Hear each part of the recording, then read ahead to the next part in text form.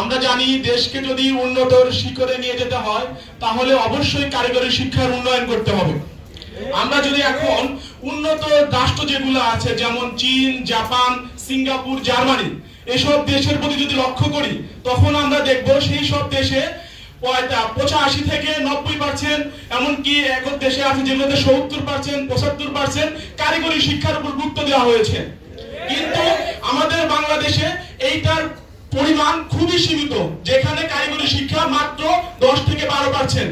আমরা যদি দেশকে উন্নয়ন করতে চাই, দেশকে উন্নতর শিখরে নিয়ে যেতে চাই, তাহলে অবশ্যই আমাদের সকলকে কারিগরি শিক্ষার উপর গুরুত্ব আরোপ করতে হবে। আমাদের প্রধান উপদেষ্টা ডক্টর ইউনূস, তার কাছে আমি একটা বিনীত আহ্বান জানাবো, তিনি যেহেতু বিশ্ব এবং আন্তর্জাতিক মানের একজন লোক, তিনি তো অবশ্যই কারিগরি শিক্ষার যে কি গুরুত্ব সেটা তিনি অবশ্যই জানেন। সেই পরিপ্রেক্ষিতে তিনি যদি বাংলাদেশকে উন্নতর শিখরে নিয়ে যেতে চান তাহলে আমাদের প্রধান উপদেষ্টাকে যে বিষয়টা আগে গুরুত্ব দিতে হবে সেটা হচ্ছে যে কারিগরি শিক্ষার উন্নয়ন। কারণ দেশকে উন্নতর শিখরে নিতে হলে কারিগরি শিক্ষার বিকল্প কখনোই হতে পারে না। আমি আমাদের প্রধান উপদেষ্টার কাছে বিনীত আহ্বান জানাবো, তিনি যাতে দ্রুত আমাদের দেশের যে কারিগরি সেক্টর যেগুলো আছে এগুলোর উন্নয়ন কাজে অগ্রগতিকার দেয়। সেই পরিপ্রেক্ষিতে আজকে আমরা যে বিষয়টা নিয়ে এখানে উপস্থাপন হয়েছি, আমরা বিগত সালের অভিজ্ঞতা জানি। 2013 সালে যখন এই ডিপ্লোমা প্রকৌশলীদেরকে, তখন ডিপ্লোমা প্রকৌশলীরা উপসহকারী প্রকৌশলী হিসেবে নিয়োগপ্রাপ্ত হয় নাই। সেই সময় একটা বিষয় যে চলে আসছিল যে কারিগরি শিক্ষার্থীরা সুপারভাইজার পদে অ্যাপ্লাই করবে, এরকম একটা নিয়োগ বিজ্ঞপ্তি যখন দেওয়া হয় 2013 সালে, সেই সময়ে আমাদের ঢাকা পলিটেকনিক এবং অন্যান্য যত 51টা পলিটেকনিক সমবেত হয়ে একটা আন্দোলন করে 2013 সালে। যে আন্দোলনে পুলিশের সাথে সাধারণ শিক্ষার্থীর একটা বিরাট একটা সংঘর্ষ সৃষ্টি হয়। সেই সংঘর্ষে পুরো বাংলাদেশ পলিটেকনিক শিক্ষার্থীর ভিতরে 300+ শিক্ষার্থী গ্রেপ্তার হয় এবং 350 জন শিক্ষার্থী আহত হয়। এইটা ছিল হচ্ছে আমাদের 2013 সালে। এই পরিপ্রেক্ষিতে যে আন্দোলনটা হয়েছিল সেই সময় তারা 2008 সালের যে গ্যাজেটটা আছে এটা সংশোধন করে আমাদের ডিপ্লোমা প্রকৌশলী যারা আছে তারা তাদের নিয়োগ বিজ্ঞপ্তিতে উপসহকারী প্রকৌশলী হিসেবে দায়িত্ব পালন করবে, এই গ্যাজেটটা পাস করা হয়। কিন্তু বর্তমান যে প্রেক্ষাপটে ক্রাফটের যে যারা নন টেক ডিপার্টমেন্টে আছে ক্রাফটরা, তারা আমাদের এই জায়গাটাতে দখল করে নেওয়ার পায়তারা করতেছে। একজন ক্রাফট আমাদের কারিগরি সেক্টরে নিয়োগ হয়ে বিভিন্ন পলিটেকনিকে যে ক্রাফটটা নিয়োগ দেওয়া হয়েছে তাদের যে দায়িত্ব আছে সেই দায়িত্বকে তারা ভুলে গিয়ে তারা এখন কি করছে, তারা চাইতেছে যে তাদের পদোন্নতি হোক, পদোন্নতি হয়ে তারা ইনস্ট্রাক্টর হতে যাচ্ছে। আমি আপনাদের বলতে চাই, আপনারা যথেষ্ট শিক্ষিত, আপনারা যথেষ্ট মেধাবী, আপনাদের যে সেক্টর গুলো আছে আপনারা সেইখানে অ্যাপ্লাই করুন।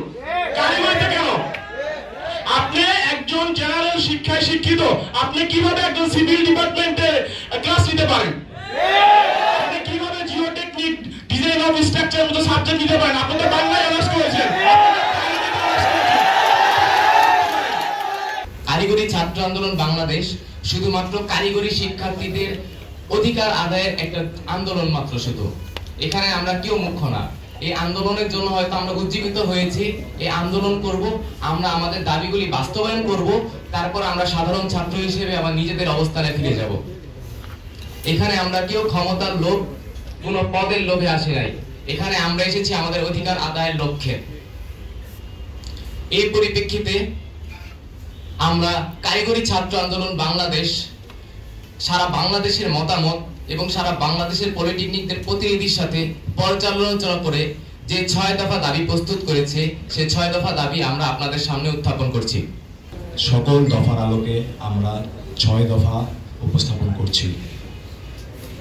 আমাদের প্রথম দফা 2021 সালের বিতর্কিত নিয়োগপ্রাপ্ত সকল ক্রাফট ইনস্ট্রাক্টরদের কারিগরি অধিদপ্তর এবং সকল প্রতিষ্ঠান থেকে দ্রুত স্থানান্তর করতে হবে। দ্বিতীয় দাবি, ডিপ্লোমা ইঞ্জিনিয়ারিং কোর্স 4 বছর মেয়াদী নিশ্চিত করতে হবে এবং প্রতি সেমিস্টার পূর্ণ মেয়াদের 6 মাস করতে হবে। আমাদের তৃতীয় দাবি, উপসহকারী প্রকৌশলী পদে 10ম গ্রেড ডিপ্লোমা ইঞ্জিনিয়ার ব্যতীত অন্য কেউ আবেদন করতে পারবেন না।